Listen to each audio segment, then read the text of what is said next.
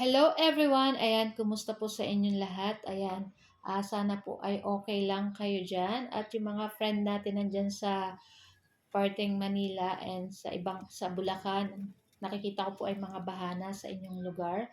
Ayan, ingat-ingat po. So dito po sa amin, sa awa ng Diyos, tumigil naman po yung ulan ngayong araw. Pero same, mahangin pa rin po sa labas. So malamig pa rin. So yun na nga guys, so itong ating uulamin ngayon, itong ating lulutuin for today's video, walang iba kundi itong ating tortang dilis. So meron po tayong nabili na maliliit na dilis dyan guys. So masarap po yan pag torta, ayan. So ang kailangan lang po natin dyan, isang pirasong carrot na yayadya din natin, tapos yung spring onion or yung daon ng sibuyas. Siyempre hindi mawawala yung ating bawang sibuyas, at maglalagay din tayong konting ginger na niyadyad.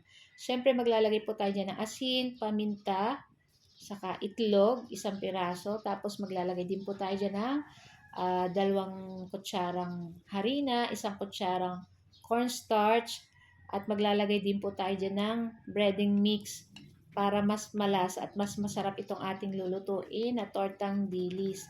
Ayan, syempre maglalagay rin po tayo ng paminta, saka yun, asin po. So, kayo na po bahalang kung ano pa po ang gusto nyong ilagay na pampasarap dito sa ganitong tortang dili. So, naglagay rin po pala ako dyan ng kalamansi. Pinigaan ko itong ating lulutuin para pangtanggal lang sa din po. At syempre, mabango po pag nilalagyan ng kalamansi. Kung wala po kayong kalamansi, pwede naman po konting suka lang. Ayan. At ready na rin po yan nating iprito. So, magpapainit na po tayo dyan ng kawali at maglalagay tayo ng mantika. Ayan. Gusto ko lang po pala guys, i-shout out si Miss Josephine Vlogs. Ayan. Nagulat ako at nag-comment siya sa akin sa Mamshi and Three Sons. Ayan. Nakita ko po yung kanyang followers ay nasa 162k. Ayan. Maraming salamat po sa pag-visit sa Mamshi and Three Sons. And syempre gusto ko din i-shout out yung ating mga friends, yung walang sawang nagko-comment at nanonood po ng ating mga video. Maraming salamat po sa inyong lahat. Talagang legit, talaga namang susuportahan ka nila lagi.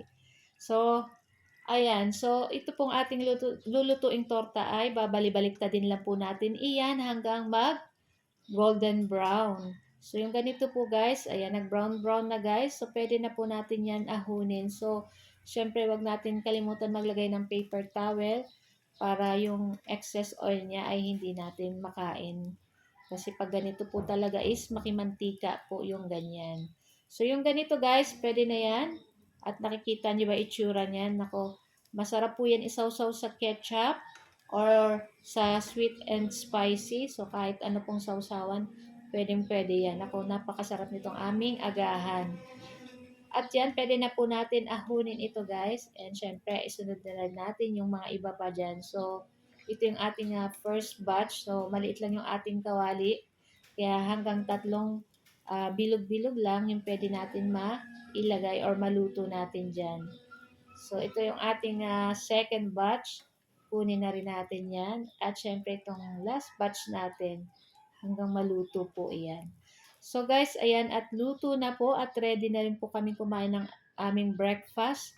So, ito lang po ang aming video today at sana po ay nag-enjoy kayo. So guys, thank you for watching. Maraming salamat po sa inyo lahat.